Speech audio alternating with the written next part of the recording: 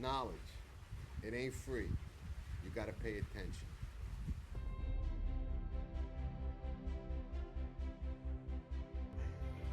Are we done with the long shots? Not by a long shot. What about the ladies' turf sprint at Kentucky Play at Your Own Risk Downs? Number 3, AG Bullet. This filly has never run bad on the grass sprinting. Likes that quirky 6.5 furlong distance. She handles this tricky Kentucky Downs course, and she's got the right pilot to navigate it in Umberto Rispoli. I think she can be very dangerous at a very, very nice price. AG Bullet and Umberto Rispoli have run them off their feet. After a little success at Kentucky Play at Your Own Risk Downs last week with our Sure Bet Coffee Play of the Day, we're going to go back again this week, and we're going to race 9, horse number 10. I'll say it loud for the people in the back. Howard Wolowitz. You got 12 horses lining up for a $2 million purse, 6.5 furlongs.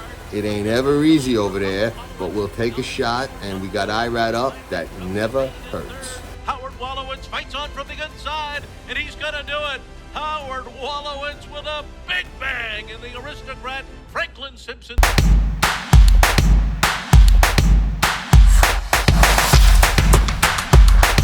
Hey everybody, Gio Setti with a Wednesday play of the day, Kentucky Downs, race 8 to close out the meet. I'm on limited liability in the $500,000 Nashville, 2 miles and 1/16. I love these turf marathons. Love that Frankie Dettori is up for Shug McGahee. I like the way this gelding is training up to the race, working well, in my opinion. Has to turn the tables on Grey Wizard, but with the right trip, I think that will be a successful marathon. Big win for Frankie. Last day of the Kentucky Downs meet. Let's go. You guys ready? I am. Send it in.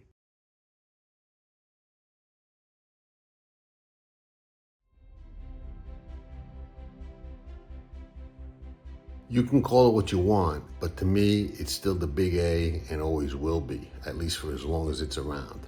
For the Sure Bet Coffee Play of the Day, race 10, Beautiful Love. That's who I like.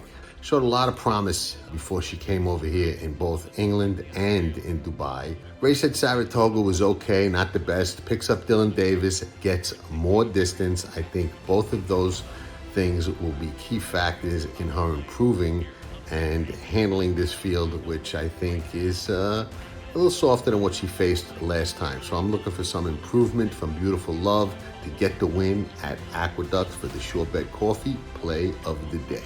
And here comes Beautiful Love on the grandstand side. The leader can find no more. But here comes Beautiful Love just rolling down the far outside of the turf course. And it's going to be Beautiful Love. Dylan Davis, they win the Fasig-Tipton Jockey Club Oaks Invitational.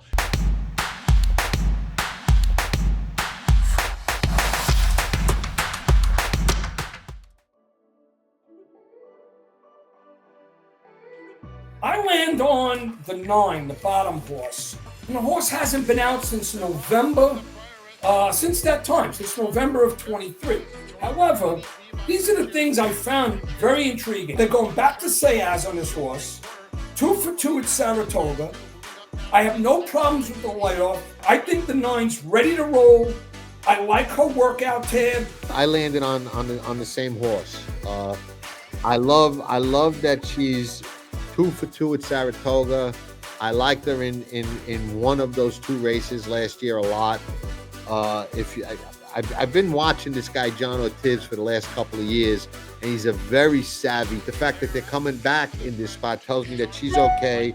She's well drawn on the outside where she can go, stalk, should get the right kind of trip. What's the percentage when all 3 of us agree on the same horse in a grade? I think take a big dive, 0, too much weight. That means we're going to make some coin, man. Yeah, I landed on Brightwork too. I think the return to the sprint distance is right up her alley. Ortiz has been red hot, 5 for 8. She was scratched from the test, like you said, John. I was excited to bet her that day. I thought She was sitting on a sneaky good effort there, and unfortunately, we didn't get to see her. If you throw out those 2 route races, she has a little bit of a back class edge against these. 16th to go. Bright Work a half length. Too Sharp trying hard. Bright Work, Too Sharp. Bright Work wins the Prioress.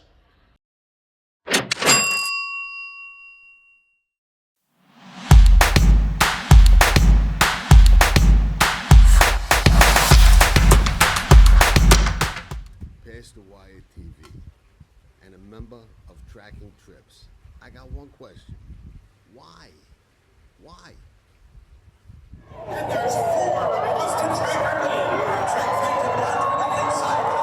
You're watching Past the Wire TV.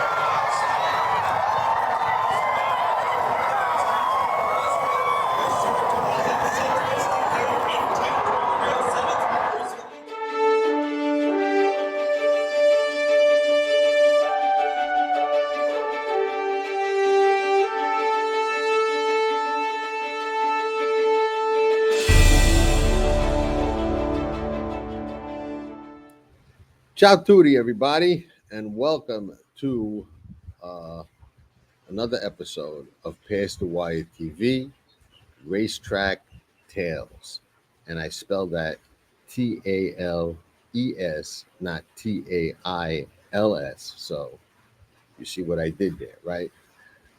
I've been telling stories on this channel for years. I got so many of them, I lose track of them. I've been promising to tell this one for a while, and I'm finally going to do it. I think a lot of you will like it. Some of you may slightly change your opinion of me for better, for worse. That doesn't really faze me at this stage of the game. I never said I was a choir boy. So, you know, it is what it is. I grew up differently than a lot of people, and then in a lot of other parts of the country. And some of you will understand and appreciate that. Some of you won't. My lifestyle was definitely not one that would be considered conventional by any stretch of the imagination. So we'll get to the story in a moment, and I think you'll like it. It's kind of a cool story. A little bots, but I never said I was normal either, so we're okay. Now, before we get to that, our Breeders' Cup seminar is coming up. If you don't have a seat, grab one early, because it's the place to be. Best seminar out there, bar none. Ask anybody who's ever attended. Check out the testimonials. We're going to have a blast. We're going to take some shots. We're going to find some horses that we like. We're going to find equally important some horses that we don't like. And we're going to roll. So you're going to want to be there. If you missed the live version, no sweat. We got you. You get a replay, maybe even a cheat sheet. So don't worry about nothing. Show up. That's all you got to do. Get a second set of eyes, trained eyes, good eyes, a lot of insight. I think you'll like it. Brought to you by our friends at Amwager, who are also sponsoring us for our Breeders' Cup coverage all week long. That's going to be phenomenal. Sure Bet Coffee, who we do our Sure Bet Coffee play of the day for. And if you ain't watching those and checking those out, why? You might be the one that's bots, not me. So, or maybe we bots together. So that, be that as it may. What we're going to do now is something that I love to do, is we're going to go back. We're going to go way back. We're going to go far back. Why? Because that's when it was. Now, one thing I will say, I don't give a shit about any other channels, anybody else, how they do things, what they do. Out of respect, we ain't mentioning no names. So some of you will know who I'm talking about. Some of you won't. Some of you will ask me, and I will respectfully say something to the effect, of I respectfully decline to answer because I truly believe that my answer might tend to incriminate me and others. So I ain't answering. So if you know who it is, you do. If you don't, you don't. It really doesn't affect the story. But I'm going to go back to a time where I was going to the racetrack every day, uh, gambling. I was probably, oh man, early 20s probably. Um, 62. Yeah, early 20s, not quite mid 20s, I would say. And you probably look it up by the name of the horse. So um, it was a different time back then. And growing up in Brooklyn, it was a different world back then. A world, to be honest with you, that as crazy and tumultuous as it was, and it was at times chaotic. The jungle is the jungle. Let's make no mistake about it. The volcano was the volcano, but um, I liked it better.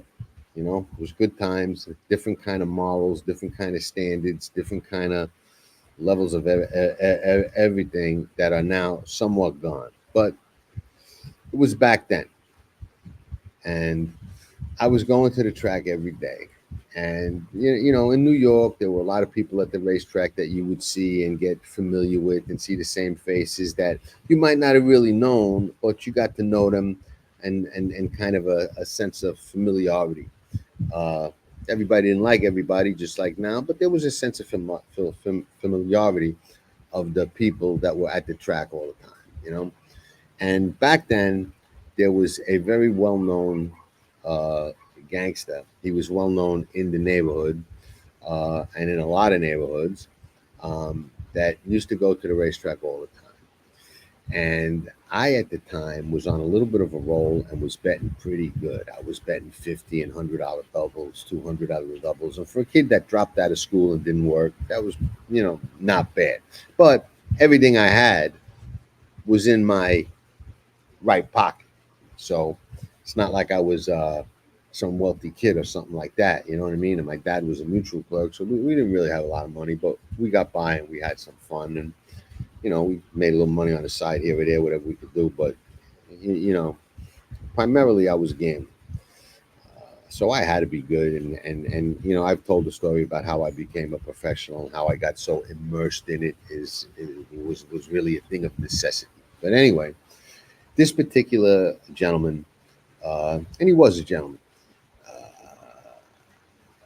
used to go to the track all the time, and his crew used to go to the track all the time. And you know, some members of his crew were there on the daily. He wasn't, but when he showed up, it was kind of like everybody, you know, knew who he was and looked at him. And I only knew him to nod and, you know, give that little familiarity nod and hello to.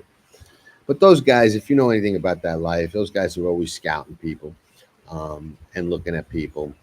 And I got on the radar because I was a kid that they didn't necessarily know. I was from Brooklyn. They were from Queens. Uh, and, you know, I was betting good, and I was already known as a guy who knew what he was doing around the horses. And caught their attention, you know, and, you know, from, you know, the nod of familiarity was, hey, how are you? Like anything today? Blah, blah, blah. So that ultimately led this guy who at this time now was coming into a much more prominent role in his lifestyle and becoming much more well-known, powerful, and influential in that life and in that circle, and probably across the board when you think about it. And some of you will understand that, some of you won't. But again, that doesn't matter. It's not all that relevant to the story. But it was a powerful guy. Now, one of those, you like anything today, kids turned over. Come here, kid. I gotta ask you a question. And I was a kid then. Now I'm an old man. Then I was a kid. Uh, it's a shame. There's an old saying: "Youth is wasted on the young." That's true. He says to me, "I gotta ask you. You're here every day. You don't work, go to school, nothing, betting. What are you, family's got money or what? No, my family got nothing. This is what I do. I bet. You know, he goes, but no, nobody could beat this game. I said, nah, I'm pretty good. I bet. He goes, nah. He goes, this game will kill you. He goes, it killed me, kills everybody. He goes, you got to have a little money where you make on the side. After the races today, I want you to wait for me. We'll go. I'll take you somewhere. I'll show you how you can make some money.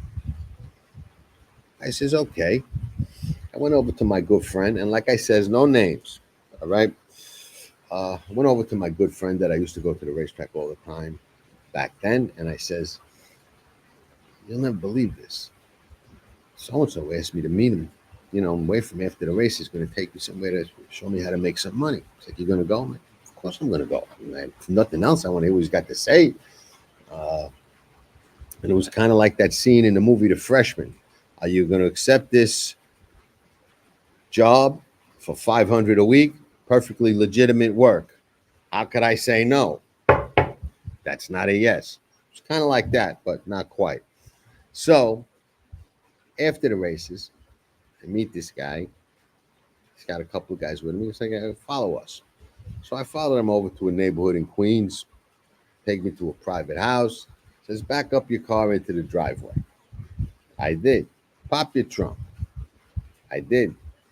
Open up the garage, and in the garage was, now if you remember back then, I never really was a fan of this brand or this particular shirt, but the Ralph Lauren polo shirts with the little polo emblem were like super popular. They were like, I don't know, $50, $60 in the department stores back then, which was relatively expensive for a shirt in the late 70s, early 80s. And they came in different colors, purple, yellow, black, red, whatever. And people liked them. I never liked them. To me, they're good for drying the car. You wash them once and they're like a rag piece of shit. But they were popular back then, the Ralph Lauren shirts, and people liked them, and they were expensive. Filled up my car with these Ralph Lauren shirts. Okay, the whole trunk of my car. I don't know how many he packed in there. Okay, he looked at me and he says, I don't give a shit what you do with them. He goes, and he told me the number. He goes, there's X amount of shirts in here. He goes, I got to get $15 a shirt. I says, that's it? He goes, you want to give me more? I said, I got to get $15 a shirt. Done. Close my trunk. Back to Sheepshead Bay. Not a long drive from where I was, okay? So I'm like, look at this. I got all these guys' shirts. This is beautiful. So I went to the park that I used to hang out, Bedford Park, Sheepshead Bay. Went down to Bay where all the restaurants was. And I started selling these shirts, okay? And I think I was selling them. Yeah, I forget. I want to say I was selling them 3 for $75, $80. I don't remember what I was selling for, but I sold them out by the next day. Okay, gone. Trunk was empty. Wad of money. All right. Go to the track. See the guy. Boom, boom, boom. Give him his money. I made money. It was easy. No problem. After the races, follow me. Boom, follow them. Loaded up this time. Not only the trunk, the entire back seat of the car. I couldn't even see out the rearview mirror. Okay, if I'd have got pulled over and they would have said, what are you doing with all these shirts? I didn't even know what to say because you couldn't even see out the back. All right, I couldn't see. I looked at the back. All I saw was different colors. They couldn't have got another shirt in the back of my car, no matter how. Okay, with Vaseline, you couldn't have got another shirt back there. Forget it. It was packed. Back to the Bay, selling shirts all over the place. Words getting around, selling out. Now, I lived in an apartment building, okay? And the apartment building had, it was like, I call it a tenement, but it was an apartment building. There was worse. There was certainly a lot better. It had what they called an intercom, okay? And you would press the intercom, and it would make some horrible noise up in the apartment. And then it was like a walkie-talkie. Say, who's there? And they'd say, oh, so-and-so. And then you press the button, and you'd buzz them into the building, okay? I was selling these shirts, okay? At the time, I think I was just living with my mom. And my dad and my mom were separated at the time, I think. I'm not sure whether my dad was there or not. He might have been. But we were always close, so it didn't matter. But it got to the point where I was making money every day. One drugs, so I was not even really that worried about anything, and the money was great. And it got to the point where people were ringing the intercom. And who's there? I'm looking for the guy with the shirts. Hang on, I'll be right down. Running down shirts. All right, what colors you want? I had so many. I had every color. You name it. I was the guy with the shirts, selling them all over the Bay, all over Brooklyn. Okay, everybody was sporting Ralph Lauren polo shirts all over the place. Ralph Lauren probably owes me a commission because we did so much for his brand back then in Sheepshead Bay. They're probably still popular because of that. Bang, selling shirts, selling shirts, selling shirts, selling shirts, selling shirts, selling shirts. Forget about it. All right. Made so much money over the course of 4 or 5 months. All right. Guy tells me I'm paying him. He goes, "Oh, you're doing great. We're getting friendly. Now when they come to the track, I'm having a drink with them. We're talking. We're friendly. We're talking other stuff, this, that, the other thing. Very much in the open. Genuinely liked the guy. Genuinely liked me. And I genuinely like most of the guys in this group. All good guys. At least that's how it appeared to me at the time. But like I said, youth is wasted on the young. Sometimes things can be deceiving, but for the most part, they were very good to me. Now, and needless to say that because of my perceived relationship with them, other people now started to be very nice to me. Because nobody really knows what the relationship or the tie-in is, but they see if you're close to somebody and somebody likes you, all of a sudden they decide they better like you too. So people are funny that way, especially in those areas and in that life. Guy could hate your guts last week, and now we see so-and-so likes you. Oh, I love you. So same bullshit, probably still goes on today, even though I'm so far removed, I couldn't tell you. Now, I made so much money. I went out, I bought a beautiful white Cadillac, red leather interior, smoking hot car. Back then, that was the ticket, man. True spokes, Vogue tires, you name it. Forget about it, man. It was just to this day still for its time was one of my favorite cars. I wish I still had it in mint condition. Forget about it. It gorgeous. So I had this beautiful white caddy, driving it all over like the king of the world. It was a magnet for girls, especially at the discos and the clubs and whatnot. And now, because I bought the car, of course, like a kid, youth is wasted on the young, a little short on cash. So I sold some shirts. They had told me next we're going to have, and this will give you a timeline, Jordache jeans, Sassoon jeans we're going to have. They were popular back then, believe it or not. All right. Some of you might not even know what they are. That's all right. They were popular. So I said, that's great. So I go to the track and I had about, I want to say $3,000, $3,500 of their money. Okay. And I was cash poor myself now because I just bought this beautiful Cadillac. Okay. And when you're young, you do stupid things like that. All right. So there I am, second floor of Belmont, spring turning into summer, great time of year in the city. The weather's getting nice. The jackets are coming off. The sun's coming out. The mini skirts are popping up with the high heels. The whole energy of the whole city is changing. Okay. Everything is getting good. Now, there I am, Belmont, second floor clubhouse. Okay. I got no money. I got their money. There's a horse running that I absolutely love. Okay. And I know these guys are going to show up soon and I got to give them their money. So the horse is a first time starter going 1.25 miles, I believe, on the grass. Might have been 1 3/8 miles, something like that, but it was a long, might even be 1.5 miles. They used to run those races back then.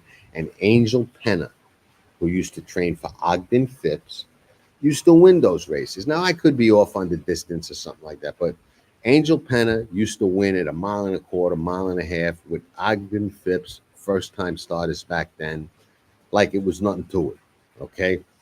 Nobody even tries that nowadays. But back then, he was the only guy that used to do that regularly, and those horses used to win. Anyway, I want to say I wouldn't bet my life on it, but I'd make a sizable bet. The horse's name was Infinite.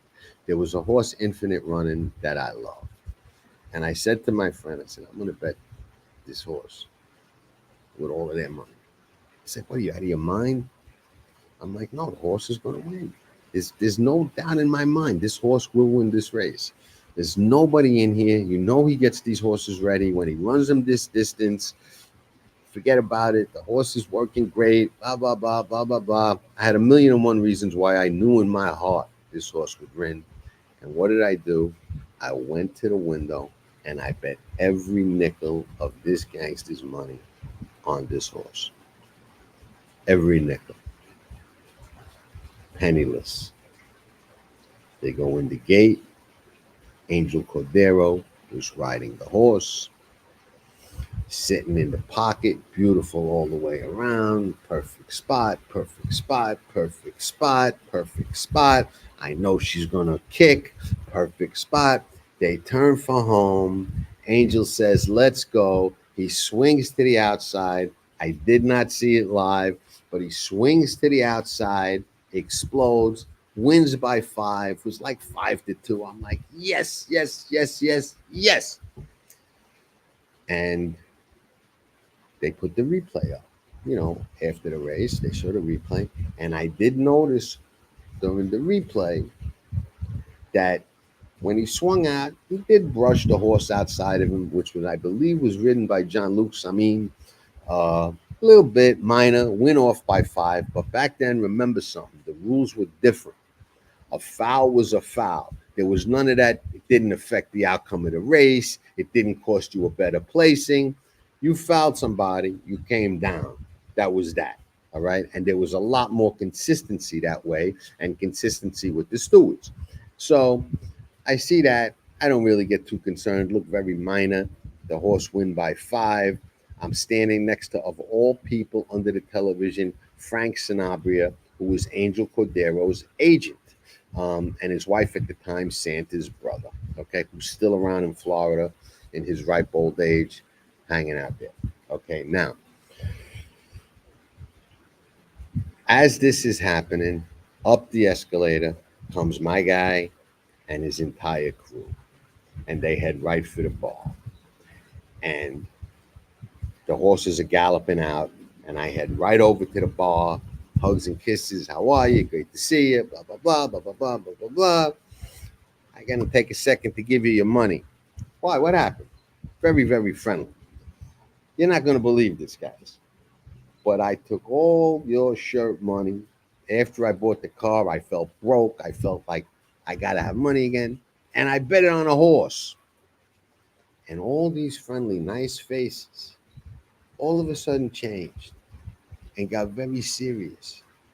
And I didn't like the way that they looked at me. It was a very flip-flop look. You did what?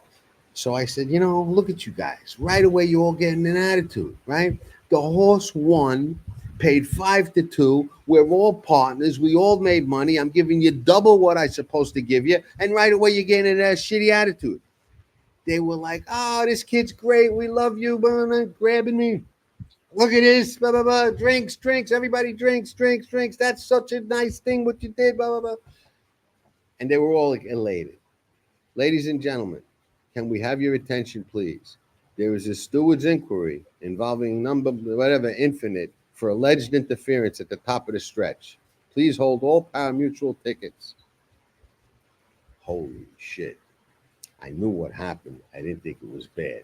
I was like, nah, don't worry about it. It was mine and not going to come down.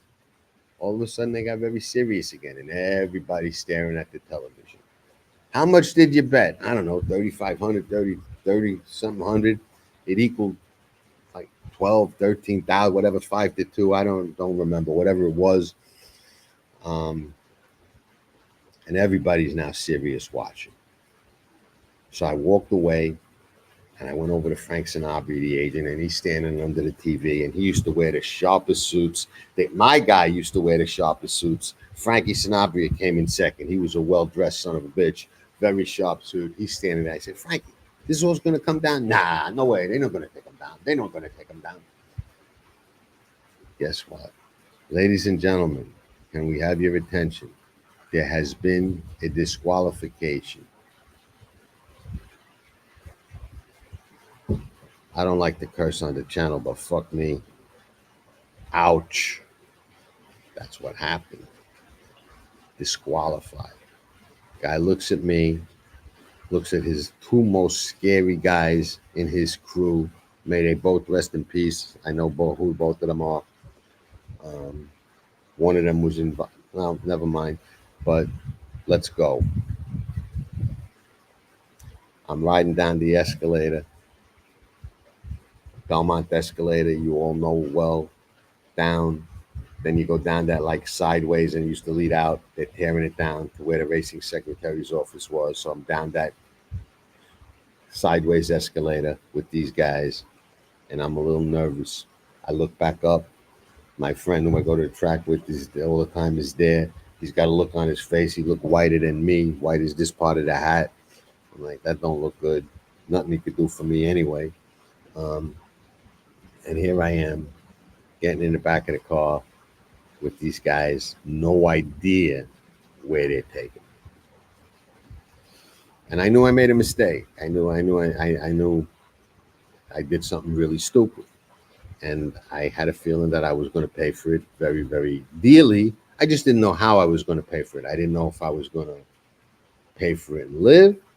I didn't know if I was going to pay for it and wish I didn't live. Or I didn't know if I was going to pay for it and not live. But I knew I was going to pay for it. Or at least I believed I was going to pay for it. And they drove me away from Belmont. And in hindsight, I think they probably did this to intimidate me even more. But they drove me off the conduit to the Belt Parkway behind Kennedy Airport in a big open area where there's no friggin' body around. Except a plane every once in a while flies over your head. And there I am sitting in the back of the car with this guy. And this is what he says to me, which was relieving in a way, but I in no way felt safe. That's what he said. And I said, honestly, no, I don't. I don't know. And I didn't. And he looked at me and he told me something that even today, I think about it. And, you know, may he rest in peace. But what he said to me was, he goes, the only reason why you're not going to get hurt, he goes, and when I hurt somebody, they never recover. And I knew what that meant. And you probably know what that meant.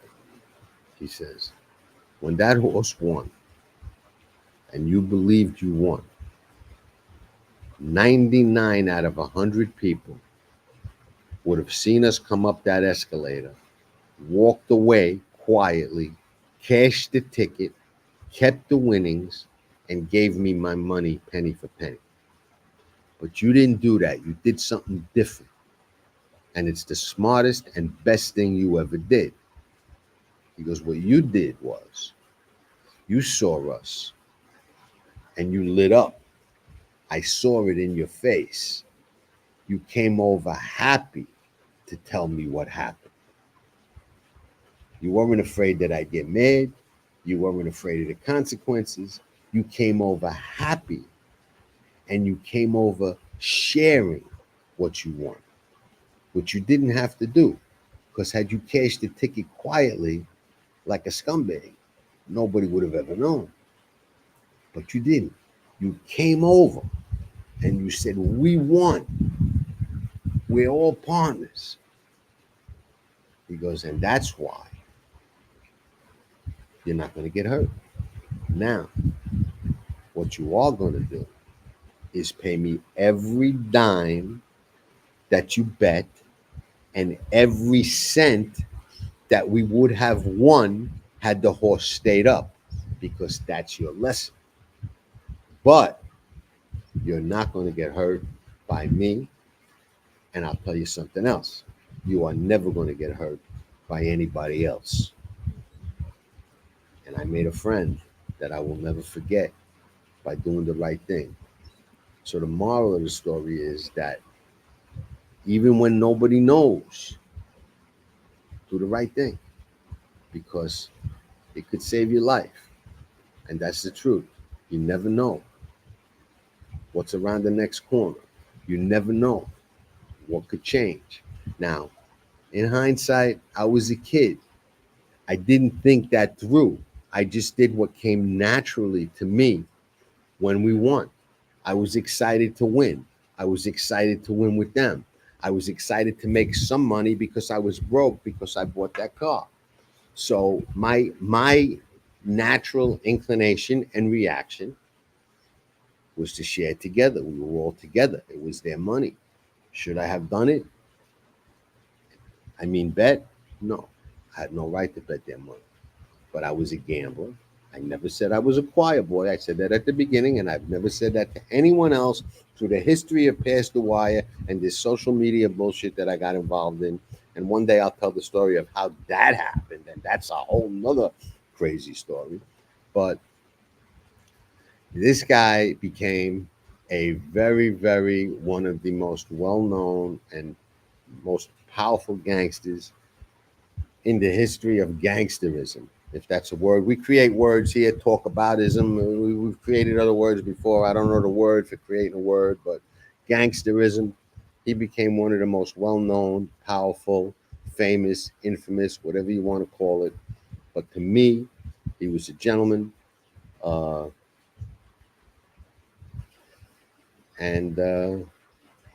Again, do the right thing, even if nobody's watching. We'll be back with more Racetrack Tales in the future. I guarantee it. Ciao for now. They're off in the 2023 First Crop Sires race. Maximum Mischief makes the lead with the most 2-year-old maiden special winners by any sire. On the backstretch, Mitoli and Omaha Beach close the gap with stakes performers from coast to coast. Vino Rosso finds his best and leads on the turn with 4 Grade 1 colts on dirt. But it's Mitoli with his 3rd TDN Rising Star, your champion freshman, leading an impressive Spendthrift Superfecta. Tracking trips from Past the Wire and the Pick Six King, Jon Stettin. As your handicapping partner, Jon is your second set of eyes on the past performances, replays, numbers, trips, and more, helping you find the angles and plays others miss. Each week you get expert analysis, smarter ways to press your opinions, and the keys to cashing bigger tickets. Tracking trips from Past the Wire. Give yourself an edge and partner with a pro. Get a second set of trained, experienced eyes. Join today. Membership has its benefits.